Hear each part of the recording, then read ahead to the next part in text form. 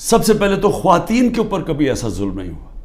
کبھی چادر اور چار دیواری کو اس طرح بے شرمی سے، یعنی کبھی اس کو انہوں نے چادر اور چار دیواری کا جو احترام ہوتا ہے اس کو تباہ نہیں کیا گیا.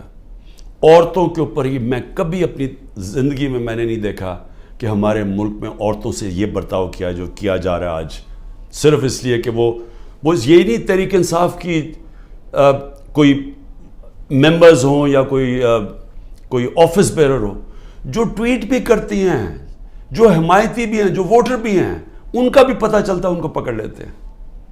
تو ایک اسلم اقبال نے ایک لیٹر لکھا ہے. یہ جو سی سی پی او ہے اور یہ آئی جی ہے اور یہ جو چیف منسٹر ہے اس وقت پنجاب کا، یہ پڑھنے والا ہے.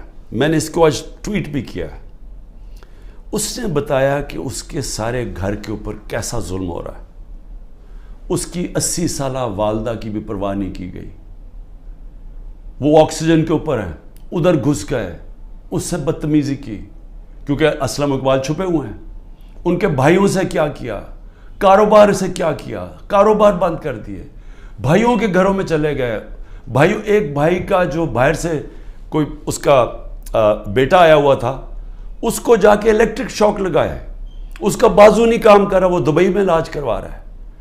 یعنی سارے خاندان کو، ان کی بزنس کو جس طرح انہوں نے صرف اس لیے کہ میاں اسلم کسی طرح نکل کے اور کہہ دے کہ جی میں 9 مئی کے خلاف ہوں اور میں فوج کے ساتھ ہوں اور میں پی ٹی آئی چھوڑا ہوں، اس کے لیے یہ سارا کچھ کیا جا رہا ہے. حماد اظہر کے میاں اظہر ایک پاکستان کی پنجاب کی سیاست میں ایک وہ عزت دار نام ہے جس کی سب اس کے مخالف بھی تعریف کرتے ہیں. 84 سال کے میاں اظہر جن کو کئی بیماریاں ہیں، ان کی طبیعت نہیں ٹھیک، ان کو اٹھا کے لے گئے کیونکہ حماد اظہر نہیں تھا. باقی لوگوں کے گھروں میں گھس کے، یعنی جو میں کہانیاں سن رہا ہوں. کراچی کے اندر بھی بات ہو رہی تھی، کراچی میں تو کچھ ہوا ہی نہیں. کراچی میں کیوں جا کے لوگوں کو اٹھانا شروع کر دیا؟ کراچی کے اندر وہیں چھاپے پڑ رہے ہیں، لوگوں کو جیلوں میں ڈال رہا ہے. اور وہاں بیٹھا ہوا آصف زرداری جو ساری زندگی اس نے صرف ایک کام کیا ہے، مخالفوں کو کرش کیا ہے، مخالفوں کو ختم کیا ہے، جھوٹے کیسز، اور جو خریدا جاتا ہے اس کو خرید لیتا ہے، باقی ساروں کو وہ ختم کرتا ہے جو مافیاز کرتے ہیں. وہاں ظلم کیا جا رہا ہے، ہر ایک کے اوپر ایف آئی آر ہے، لوگ چھپے ہوئے ہیں، اور صرف ایک طریقہ کہ آپ جناب پارٹی چھوڑ دیں تب وہ ٹھیک ان کو نکل جاتے ہیں. یہ بھی سوچ لیں کہ آج ہمارے انصاف کے نظام، یعنی یہ کیسے کوئی اس طرح کہ آپ کے اوپر ہر قسم کا کیس ہے، دہشت گردی کا سب کیس لگا ہوا ہے، جیسے ہی آپ نے کہا میں پارٹی چھوڑا ہوں کیسز ختم. تو یہ کیا ہماری عدلیہ، ہماری لیگل کمیونٹی یہ نہیں دیکھ رہی کیا ہو رہا ہے؟ کیونکہ یہ تو سارے دنیا میں کسی بھی قانون یہ اجازت نہیں دیتا. تو اس کے علاوہ ان کے علاوہ میں صرف یہ بتانا چاہتا ہوں کہ کراچی کے اندر جس طرح لوگوں کو انہوں نے جیلوں میں ڈالا ہوا ہے، اور جو مجھے سب سے زیادہ تکلیف ہے کہ جو ہمارے لوگوں کو، اگر جیل کے اندر جگہ 20 لوگوں کی ہے تو وہاں 60 لوگ بھرے ہوئے ہیں، وہ سو بھی نہیں سکتے، کئیوں کو کھڑا ہونا پڑتا ہے، کوئی سوتے ہیں، کھانا نہیں صحیح دیتے، کئیوں نے جس طرح کا کھانا دیا وہ لوگ کھانا نہیں کھا سکتے، کئیوں کے پیٹ خراب ہو گئے ہیں. یعنی ان کنڈیشنز کے اندر سیاسی ورکرز کو رکھا ہوا ہے، جو سب سے شرمناک بات ہے کیونکہ کوئی مجرم نہیں ہے. یہاں اتنے بڑے مجرم جنہوں نے اربوں روپے کا اس ملک کو نقصان کر کے پھر منی لانڈرنگ کر کے ملک سے پیسہ باہر بھیجا ہوا ہے، کیا ان کی ایسی ٹریٹمنٹ کسی کی تھی؟ کیسز تو پرانے بنے ہوئے تھے، کیا کسی کو ایسے رکھا گیا تھا؟ تو یہ سارا پلان بنا ہوا ہے صرف ایک پارٹی کو ختم کرنے کے لیے. تو یہ پارٹی کو ختم کرتے کرتے کیا یہ جو اس وقت طاقت میں بیٹھے ہوئے ہیں ان کو اندازہ ہے کہ یہ پاکستان سے کیا کر رہے ہیں؟ کیونکہ ملک، دنیا میں ملک کھڑا ہوتا ہے رول آف لا پہ. جس وقت اس ملک کا رول آف لا ختم ہوتا ہے اس کو بنانا ریپبلک کہتے ہیں. ہمارا ملک اب بنانا ریپبلک ہے، جدھر کوئی قانون نہیں ہے، جدھر کمزور کو کوئی طاقتور سے اس وقت تحفظ دینے والا نہیں ہے. میں تو صرف سلام کرتا ہوں ان ججز کو کہ وہ سارے پریشر کے باوجود آج وہ پھر بھی کھڑے ہیں، لیکن پوری طرح پریشر ڈالا ہوا ہے ججز کے اوپر. اور میں پھر سے بتاؤں کہ اس طرح کا کوئی نیچے نہیں گرتا.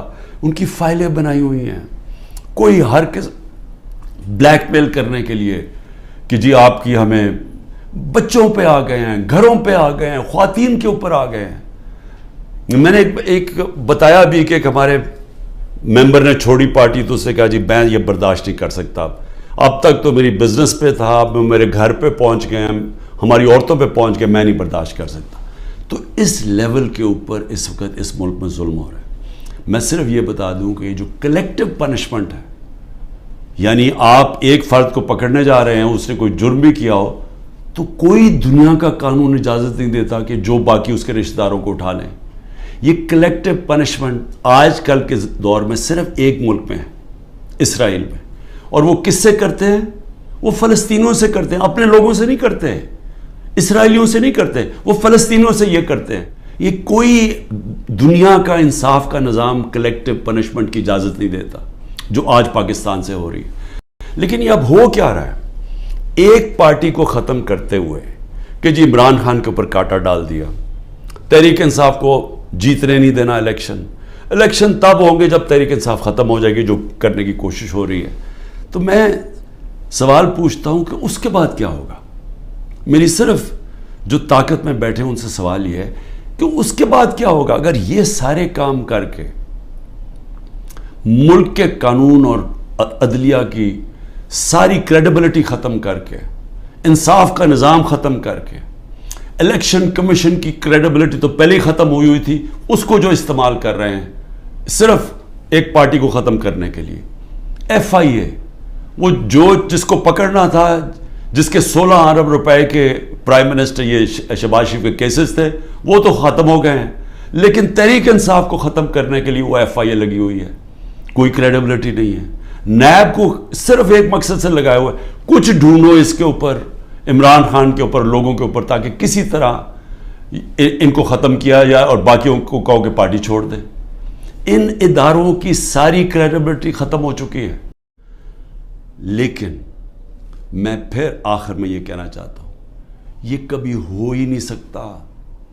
اگر ملک کی سب سے بڑی جماعت جس کا پاس سب سے بڑا ووٹ بینک ہے، آپ جب اس کو جس طرح ختم کر رہے ہیں، آپ پاکستان کی جمہوریت ختم کر رہے ہیں. اور پاکستان کی جمہوریت ختم کرنے کا مطلب آپ مستقبل ختم کر رہے ہیں، آپ آزادی ختم کر رہے ہیں اس ملک کی، آپ لوگوں کو غلام بنا رہے ہیں. یہ جو سارے حربے استعمال کر رہے ہیں، یہ اسرائیل غلاموں کے اوپر، فلسطینیوں کو غلام بنا کے تو یہ حربے استعمال کرتی ہے. یہ کشمیر کے اندر، مقبوضہ کشمیر میں ہندوستان کشمیریوں پہ کر رہے ہیں یہ چیزیں. یہ اپنے لوگوں پہ کوئی ایسا نہیں کرتا ظلم. اور سب سے بڑی پارٹی کو جب آپ ختم کر رہے ہیں تو پھر سے میں آپ کو کہوں کہ جو آپ کو حربے استعمال کر رہے ہیں اور کرنے پڑیں گے، آگے اور کرنے پڑیں گے، کیونکہ سب سے بڑا ووٹ بینک ہے، وہ کدھر سے ختم ہوگا؟ تو اس کا مطلب مکمل طور پہ یہ ظلم کا نظام چلتا رہے گا. اور آخر میں جب بھی آپ سمجھیں گے کہ اب پارٹی ختم ہوگی، تب الیکشن کروائیں گے، وہ جمہوریت ختم ہو جائے گی. مجیب الرحمان کو جب انہوں نے اس کے خلاف کریک ڈاؤن کیا، ہم نے پاکستانیوں نے کریک ڈاؤن کیا، جس کو پرائم منسٹر بننا چاہیے تھا، اس کی پارٹی کو بین کر دیا، کالعدم کر دیا، تو اس کے بعد جو الیکشن کروایا اس کی کیا حیثیت تھی؟ کیا وہ اس پاکستان کے لوگوں نے مانا تھا وہ جو الیکشن کے بعد لوگ سامنے آئے تھے؟ کسی نے، کوئی بھی ان میں سے بچا تھا جیسی واپس جب ان کے پاس ان کو وہ آزاد ہو گئے ہمارے سے؟ تو یہ بھی جو لوگ آپ الیکشن کروائیں گے، یہ ریلو کٹوں کی، اور یہ جو سارے چوروں کو، اور یہ جو سب اکٹھے ہوئے ہیں منی لانڈررز، یہ جو ملک میں سزائے یافتہ بیل کے اوپر لوگ، تو جب اب کیا آپ کا خیال ہے کہ اس سے قوم مان جائے گی؟ ان کی کیا قوم ان کی حکومت مان جائے گی؟ وہ آج ہی نہیں مان رہی. وہ اتنے ڈرے ہوئے ہیں کہ سب کچھ ہو کے بھی وہ تو الیکشن سے بھاگ رہے ہیں.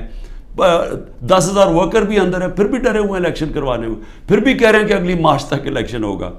تو میں آج جو بھی اس ملک میں طاقت میں بیٹھے ہوئے ہیں، میرا آپ کو سمپل یہ پیغام ہے کہ جس راستے پہ آپ یہ لے کے جا رہے ہیں، اس میں پاکستان کی تباہی ہے، اندھیرا ہے. ہمارے بچوں کا مستقبل تباہ ہو رہا ہے اور اتنی مایوسی پھیلی ہوئی ہے پاکستان میں، امید ختم ہوتی جا رہی ہے کہ لوگ چھوڑ کے جا رہے ہیں۔